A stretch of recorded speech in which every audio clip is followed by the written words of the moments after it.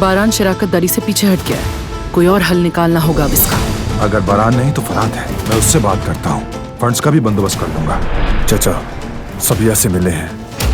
बाबा इस वीडियो में तो फराद भाई है। इसे देख के तो ऐसा लग रहा है जैसे फराद भाई किसी से लड़ रहे हैं। फराद भाई ये वीडियो देखें। ये सब क्या हो रहा है? गुल का वहाँ क्या काम था?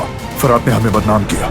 कब से चल रहा है ये मामला? जब मंगनी होने वाली थी। तुमने इस लड़की को बीच रास्ते में छोड़ दिया। जिन बातों का तुम्हें इल्म नहीं उन पर बात मत करो। यही सीखा क्या तुमने? बोलो क्या यही मर्दानगी है फराद? बारान भाई इसे छोड़ दे। अच्छा तो ये है फराद का राबे। मुझे तो नहीं लगता कि ये हसन की बात मानेगा। मानना पड़ेगा इसे। क्या हुआ? बड़े की डांट पड़ी तो दिल छोटा हो गया तुम्हारा?